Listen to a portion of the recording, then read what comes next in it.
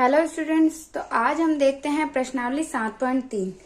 उसमें सबसे पहले क्या कौन कौन से जो सूत्र यूज होंगे वो हम सब पहले देख लेते हैं। ठीक है, तो सबसे पहले हम देखते हैं इसमें सरल ब्याज का।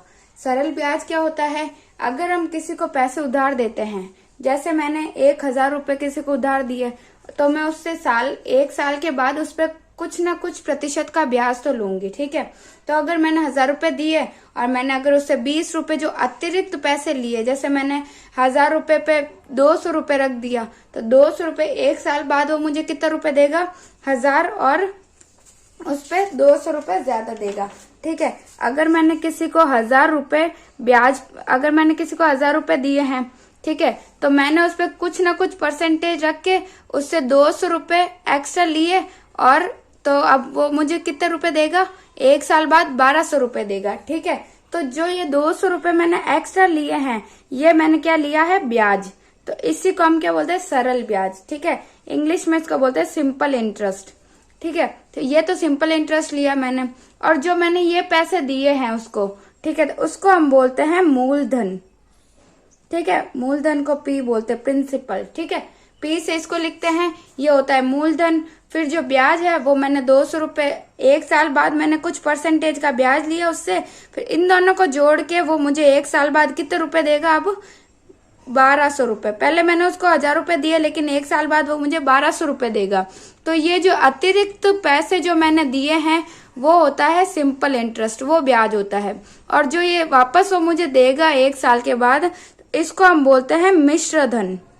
ठीक है, इसको हम बोलते हैं मिश्र धन, और इसको ए से रिप्रेजेंट करते हैं। ठीक है, ये होता है ब्याज, सिंपल इंटरेस्ट SI, और ये मूलधन को P से बोलते हैं, मिश्र धन को बोलते हैं A से।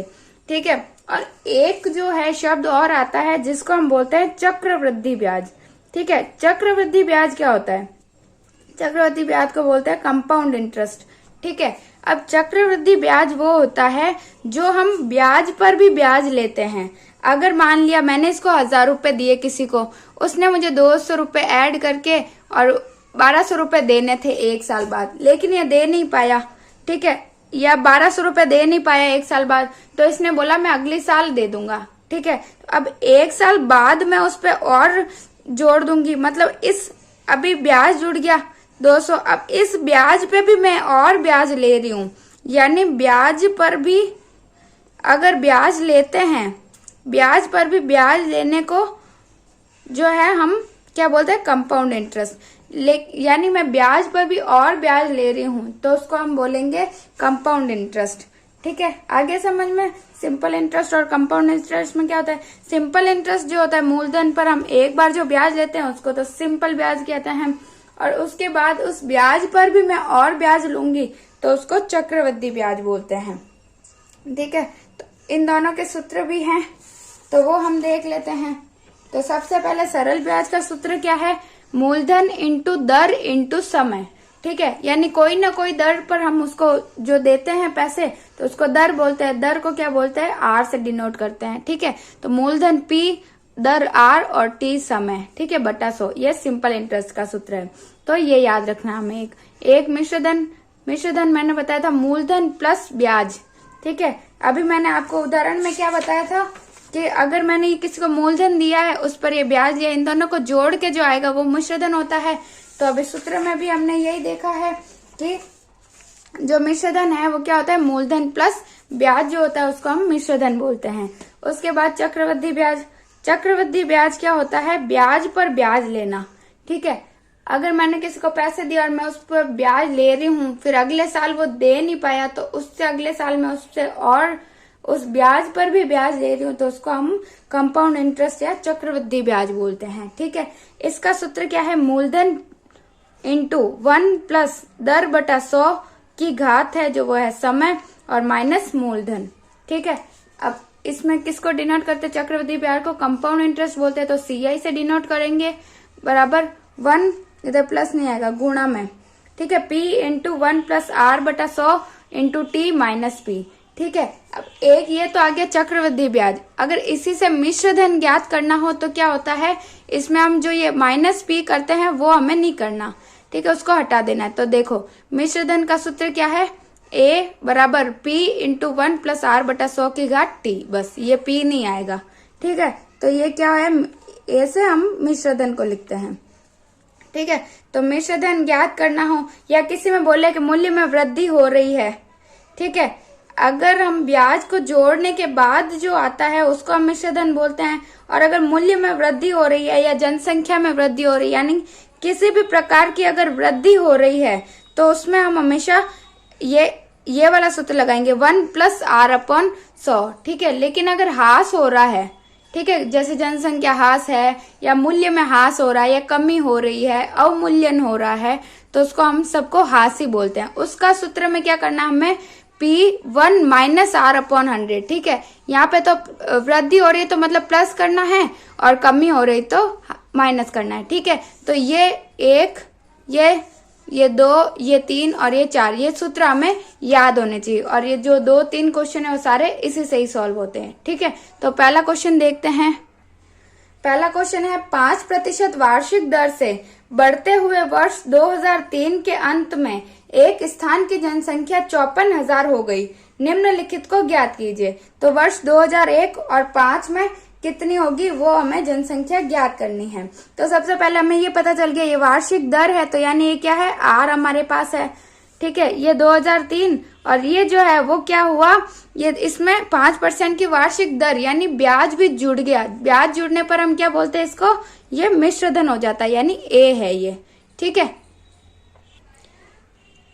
तो इसमें हमें क्या क्या दे रखा है, एक तो ए क्यों, क्योंकि उसमें ब्याज भी जुड़ा हुआ है। जब हमारे पास मूलधन में ब्याज जोड़ देते हैं तो उसको हम क्या बोलते हैं, मिश्रधन। यानी ए हमारे पास दिया हुआ है 54,000 रुपए और दर हमें क्या दे रखी है, आर हमें दे रखी है 5%।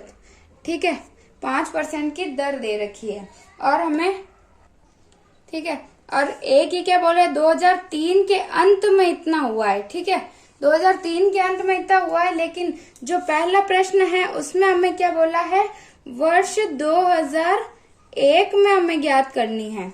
ठीक है, तो यानी ये तो हमें दे रखी है 2003 के अंत में, 2003 के अंत में है, तो इसीलिए ये ए है। अब इधर हमें क्या करना है, 2001 का ज्ञात करना है, तो उनके 2003 है। ठीक है, तो 2001 से 3 में जा रहा है, यानी यहाँ पे ये क्या था, यहाँ पे ये मिश्रधन होगा। अभी मैंने बताया था मिश्रधन में ब्याज जुड़ता है तो हमारे पास क्या, ये मूलधन होगा ना, ये मूलधन होगा, तभी तो मैंने बताया था मूलधन में ब्याज जुड़ेगा तो क्या आएगा, मिश्रधन। ठीक है, तो यानी हमने इसको 2003 को मिश्रधन माना, तो हमें ज्ञात क्या करना है, 2001 यानी इससे पहले का ज्ञात करना है, क्योंकि इसमें तो ब्याज जुड़ गया तो ये मिश्रधन हुआ, तो इससे पहले का ज्ञात करना है, यानी ये मूलधन होगा। तो हमें ज्ञात क्या करना है, इसमें मूलधन ज्ञात करना है। ठीक है, आया समझ में, इसमें हमें मूलधन ज्ञात करना है क्योंकि यहाँ पे जो दे रखा है ये मिश्रधन है। तो अब हमने मूलधन का एक सूत्र देखा था, क्या सूत्र था, अब जैसे ये वृद्धि हो रही थी इसमें, तो हम ये वाला सूत्र देंगे, मिश्रधन वाला। ठीक है, ये वाला सूत्र लिखेंगे तो क्या था, ए बराबर पी इंटू 1+r/100 की घात क्या थी, टी। ठीक है, तो अब हमारे पास मिश्रधन तो दे रखा है, कितना दे रखा है, 54,000 और ये मूलधन हमें ज्ञात करना है 1+ ये वार्षिक दर भी हमारे पास कितनी है, 5%/100 और समय क्या है हमारे पास, यानी 2001 से 3 का है, तो 2001 के बाद 2 और 3, तो कितने साल हो गए, 2 साल का। तो हमारे पास समय कितना है, 2 वर्ष। ठीक है, इसमें हमारे पास समय है 2 वर्ष। ठीक है, तो टी आ गया 2। ठीक है, अब हम क्या करेंगे, अब हम करेंगे पहले ये 54,000 ऐसा कैसे रहेगा, पी ये इसके अंदर वाला सॉल्व करेंगे तो क्या करेंगे, ल से ले लिया 100।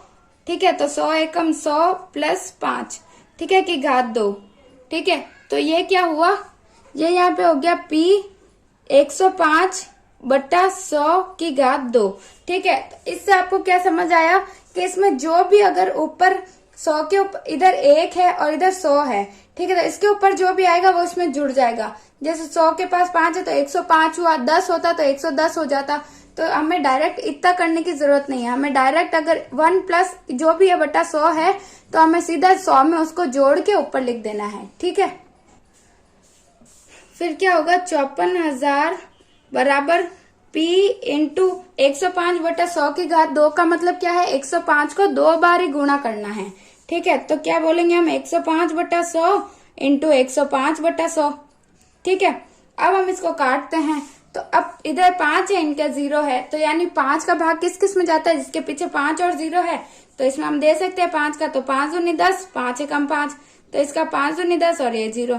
इसमें भी ऐसे ही 5 दूनी 10, 5 एकम 5 और 5 दूनी 10 और ये 0। ठीक है, तो अब क्या आया 54,000 बराबर P इंटू 21 बटा 20 इंटू 21 बटा 20। ठीक है, अब हमें ज्ञात तो करना है P, इसलिए हम इन सबको इधर भेज देते हैं। ठीक है, तो P हमने इधर ले लिया और इनको इधर भेज दिया। ठीक है, तो इधर क्या हुआ 54,000 इंटू ये ऊपर चले जाएंगे 20 बटा 21 इंटू 20 बटा 21। आया समझ में? यानी ये 54,000 है, ये भाग में था तो गुणा में चले जाए दोनों 20, और 21 भाग में थे तो गुणा भाग मतलब गुणा में थे तो भाग में चले जाएंगे। तो अब हम क्या करेंगे, इनको और काट के देख लेते हैं। तो ये 3 से काटते हैं इन दोनों को, पहले तो इसको काटते हैं, तो कितना आएगा 3 एकम 3, 2 बचे, 3 7 21, 3 8 24 और ये 18,000, इधर 3 7 21। ठीक है, वापस 3 से 3 3 3 9 3 4 12 3 5 15 3 6 18, 6,000 आ जाएगा इधर, और इधर 3 7 21। ठीक है, अब क्या काटेंगे, अब किससे कटेगा ये, एक बार इनको गुणा कर लेते हैं। तो हम इनको पहले गुणा ही कर लेते हैं, तो क्या आएगा 6,000 इंटू 20 बटा 7 इंटू 7। ठीक है, तो इसका क्या आ जाएगा, कितने 0 है 1 2 3 और ये 2 4 और ये 5 तो 0 है, फिर 6 दूनी 12, 12 दूना 24, तो कितना इकाई दहाई सैकड़ा हजार 10,000 लाख 10 लाख, यानी 24 लाख है हमारे पास, बटा है 7 7 गुण 50। ठीक है, तो अब तो ये ऐसे तो भाग दे नहीं सकते हम, तो हम क्या करते हैं, हम इनको काट के देखते हैं। ठीक है, 7 का काट देते हैं 7 7 गुण 50, और इसको 7 से काटते हैं तो कितनी बार आएगा 7 21 7 चौक 28, यानी 7 या 21, कितने बचे 22 23 24, यानी 3 बचे, तो इधर हो गए 30, 7 21 7 चौक 28 29 30, इधर बच गए 2 तो 20 हो गए, 7 दूनी 14 15 16 17 18 19 20, 6 बच गए तो हो गए इधर 60, 7 21 7 चौक 28 7 5 35 7 6 42 7 7 गुण 50 7 8 56। ठीक है, 7 8 56 57 58 59 60, कितने बचे 4 तो 40, 7 14 7 21 7 चौक 28 7 5 35।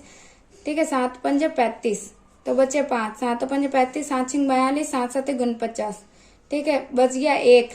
ठीक है, तो 0 आ गया, तो 7 एकम 7, फिर 8 9 10, फिर 3 बच गए, तो 7 21 7 चौक 28। ठीक है, तो यहाँ तक मैंने दे दिया, अब यहाँ पे बचा नीचे 7। ठीक है, अब एक बार फिर से करके देख लेते क्या आता है। 7 से काटेंगे तो क्या होगा 7 21 7 चौक 28 7 चौक 28 29 30 31 32 33 34। ठीक है, तो बचे 6, तो इतर हो गए 62, 7 21 7 चौक 28 7 5 35 7 6 42 7 7 गुण 50 7 8 56। ठीक है, 57 58 59 60 61 62, बचे 6 हो गए 68, 7 21 7 चौक 28 7 5 35 7 6 42 7 7 गुण 50 7 8 56 7 9 63। ठीक है, 63, 68 में से 63 गए तो कितने बचे 5, इधर हो गए 55, तो 7 8 56 होता है। तो 7 7 14 7 21 7 चौक 28 7 5 35 7 6 42 7 7 गुण 50। ठीक है, 7 7 गुण 50,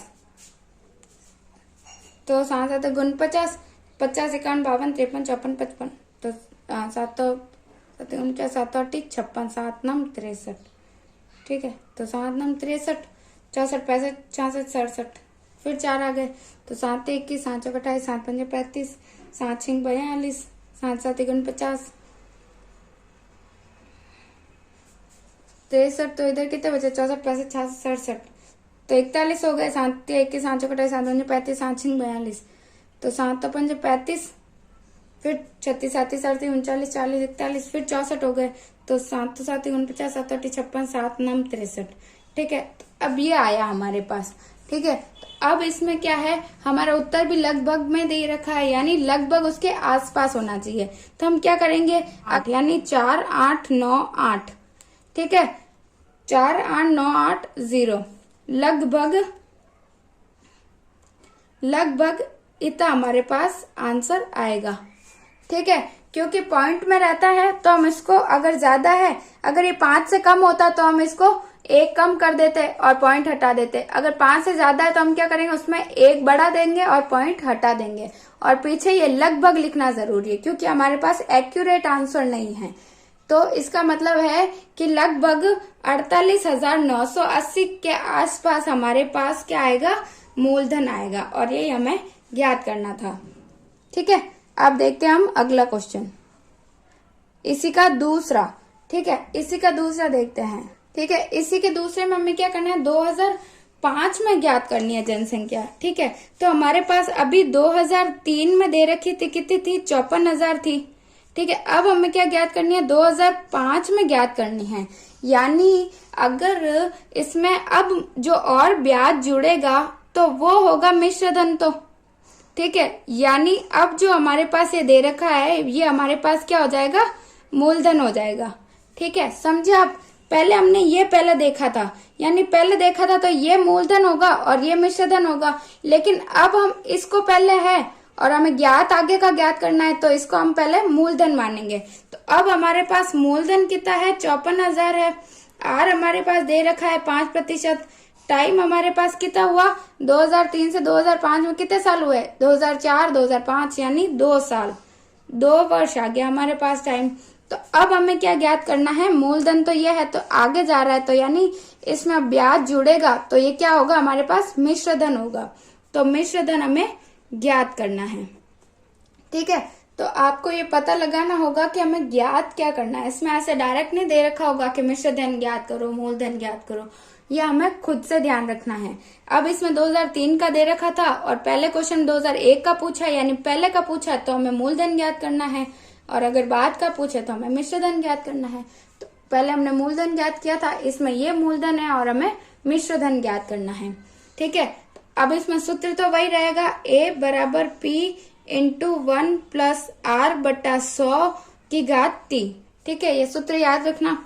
ठीक है, A हमें ज्ञात करना है, P का हमारे पास है 24,000, 1 प्लस R कितना हमारे पास 5 बटा 100 की घात 2। ठीक है, तो 54,000 आएगा। इधर क्या मैंने क्या बताया था, 100 के ऊपर जो भी हो उसको ऐड कर देना, तो 105 बटा 100 की घात 2। ठीक है, तो अब यहाँ पे क्या आ जाएगा, 54,000 में हमें गुणा करना है 105 बटा 100 इंटू 105 बटा 100। ठीक है, अब इसको काट दिया, 5 दूनी 10, 5 एकम 5, ये 5 दूनी 10, फिर 5 दूनी 10, 5 एकम 5, ये 5 दूनी 10। ठीक है, और ये 1 0 से 1 0, ये 1 0 से 1 0 कट गया क्योंकि ये गुणा में ही है। फिर हम काट देते 2 से, 2 एकम 2, ये आएगा 2 दूनी 4, 1 बच गया, 2 से 14 और ये 0। फिर और 2 से कट जाएगा तो इधर भी 2 एकम 2, ये कितनी बार कटेगा, 2 एकम 2, 2 तिया 6, 1 बचा, 2 पंजे 10। तो अब हमारे पास क्या बचा, 135 इंटू 21 इंटू 21। तो इसको हमें गुणा कर लेना है, इंटू 21 कितने होंगे, तो करेंगे तो 1 का करेंगे। अब क्या करेंगे, 1 पंजे 5, 1 तिया 3, 1 एकम 1। ठीक है, फिर 2 का 2 पंजे 10, हासिल का 1, 2 तिया 6 और 1 7, 2 एकम 2। ठीक है, तो कितना आया, 5 3 7 और 1 8 और ये 2। अब क्या आया, 35 और 31 का दे दिया, 21 का, अब और 21 का देना है तो एक बार और दे देते हैं। 1 पंजे 5, 3 8 और 2, फिर 2 का 2 पंजे 10, 0 हासिल का 1, 2 तिया 6 और 1 7, 8 दूनी 16, 6 हासिल का 1 और 2 दूनी 4 और 1 5। तो कितने हुए, 5 3 8 और 7 15, तो 6 और 2 8 और 1 9 और ये 5। तो कितना आया हमारे पास, यानी 59,535। ये आ गया, यही हमारा आंसर होगा। ठीक है, ये हमारा क्या आया, मिश्रधन। दूसरा प्रश्न क्या है, एक प्रयोगशाला में किसी निश्चित प्रयोग में बैक्टीरिया की संख्या 2.5% प्रति घंटे की दर से बढ़ रही है।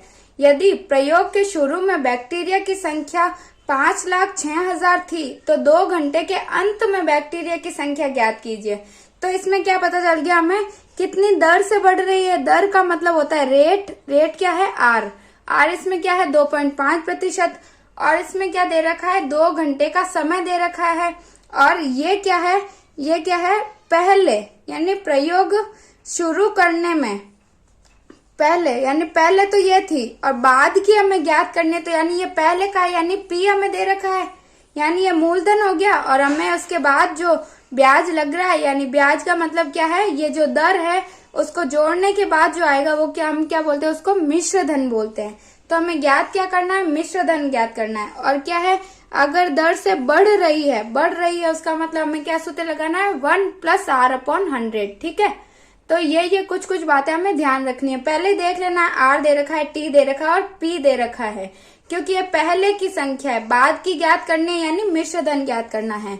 और अगर बाद की दे रखी होती है और पहले की ज्ञात करनी है तो यानी मूलधन ज्ञात करना होता है। ठीक है, तो अब हम इसको सॉल्व करते हैं। तो क्या क्या दे रखा है, पहले तो दे रखा है पी यानी मूलधन दे रखा है 5,06,000, और टाइम दे रखा है हमारे पास 2 घंटे, और हमारे पास आर क्या दे रखा है 2.5% की दर दे रखी है। ठीक है, तो अब सूत्र हमें मिश्र धन ज्ञात करना है। तो मिश्र धन का सूत्र हमारे पास क्या है, P1 + R/100 की घात T। तो इसमें हमारे पास ए ज्ञात करना है, P हमारे पास है 5,06,000 और 1 प्लस आर कितना दे रखा है 2.5/100, इसकी घात कितनी है 2 घंटे, तो 2। ठीक है, अब हम क्या कर लेते हैं, इसको हटा के पॉइंट को हटा के नीचे 0 लगा देते हैं। पॉइंट के बाद जितनी संख्या होती है उतने 0 लगाते हैं, तो हमने पॉइंट हटा के 0 लगा लिया। तो इधर कितना है 5,06,000 और इधर कितना होगा, मैंने क्या बताया था, जितना ऊपर होता है उसको ऐड कर लेना है। तो अगर इधर ऐसे भी करो तो 1,000 + 25 तो कितने हुए 1,025/1000, यही होगा, उसकी घात 2। 100 होता तो 125 होता, 1000 है तो 1025 होगा, यानी ये केवल इसमें जोड़ना है।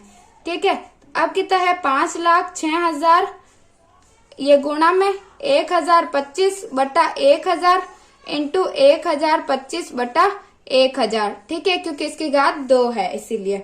अब हम इनको काट दे अगर तो ये 3 0 से ये तीनों 0 कट जाएंगे।